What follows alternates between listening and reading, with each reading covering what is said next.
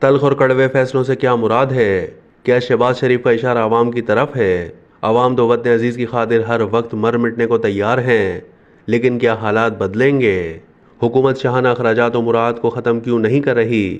ہنگامہ خیز کالم۔ وزیر اعظم شہباز شریف نے حال ہی میں خطاب کرتے ہوئے فرمایا ہے کہ آئی ایم ایف کے پاس جانا مجبوری تھی، تلخ اور کڑوے فیصلے نہ کیے تو دوبارہ آئی ایم ایف کے پاس جانا پڑے گا۔ اگر 3 سال کے بعد آئی ایم ایف کے پاس دوبارہ جانا پڑا تو ہمارے پاس ڈوب مرنے کا مقام ہوگا۔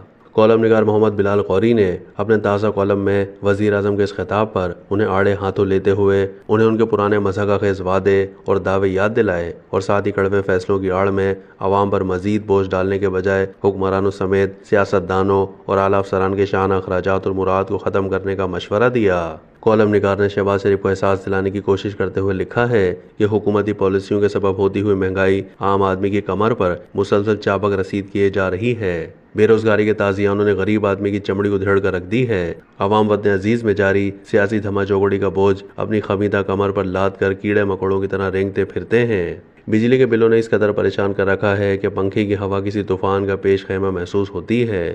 آپ جناب وزیر اعظم میاں شہباز شریف کو یہ کریڈٹ دیں کہ بے چینی و بے قراری کے اس ماحول میں وہ کوئی نہ کوئی ایسا چٹکلا ضرور چھوڑ دیتے ہیں کہ نہ چاہتے ہوئے ہنسی چھوٹ جاتی ہے۔ محمد بلال قوری نے پھر عوام اور وزیر اعظم کو یاد دلایا کہ جب وہ پنجاب کے وزیر اعلیٰ تھے تو تب بھی لوڈ شیڈنگ ختم کرنے کے مضحکہ خیز دعووں سے بوریت طاری نہیں ہونے دیا کرتے تھے، اور پھر جب پی ڈی ایم کی گزشتہ دور حکومت میں وزارت عظمیٰ کے عہدے پر متمکن تھے تو کپڑے بیچ کر آٹا سستا کرنے جیسے بیانات سے خوب رونق لگائے رکھی۔ ابھی ان کی جذباتی باتیں سن کر لگتا ہے کچھ نہیں بدلا، وہی سیاد، برق و شرر اور باغ ماں کا گٹھ جوڑ، وہی باتیں ویسی ہی گھاتیں، نہ غم بدلے نہ ہم بدلے، نہ مزاج یار میں کوئی تبدیلی آئی۔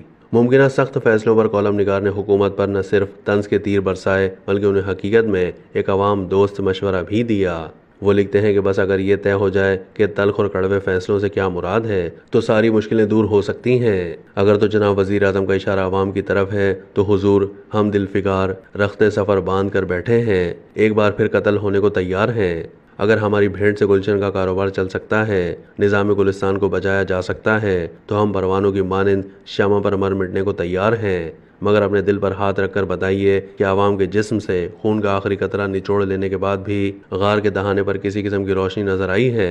ہمیں تباہ و برباد کرنے کے بعد بھی بمشکل اتنی رقم جمع ہو پائی ہے کہ اب تک لیے گئے قرضوں پر سود کی ادائیگی ممکن بنائی جا سکے، یا پھر کرائے کے نجی بجلی گھروں کو کیپیسٹی پیمنٹ کے نام پر خون پلانے کا جو وعدہ کیا گیا تھا وہ پورا ہو سکے۔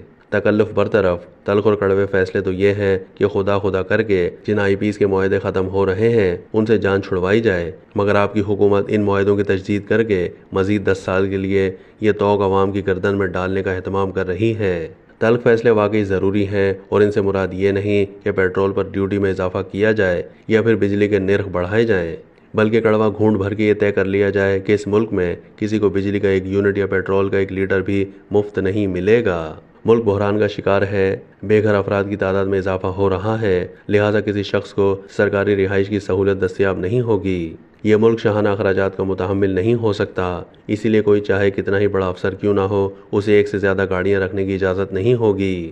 پرتعیش گاڑیاں صرف غیر ملکی مہمانوں کے لیے استعمال کی جائیں گی۔ یہ تلخ فیصلے کرنے کی ضرورت ہے کہ سیاسی فائدے کے لیے بے نظیر انکم سپورٹ پروگرام جیسی شعبدہ بازیوں پر رقم خرچ کرنے کے بجائے لوگوں کو اپنے پیروں پر کھڑا کرنے کے لیے روزگار کے لیے بلا سود قرض فراہم کیا جائے گا۔ اور جناب وزیر اعظم، ایسے تلخ فیصلوں کی فہرست بہت طویل ہے، یہ کالم تفصیل کا متحمل نہیں ہو سکتا۔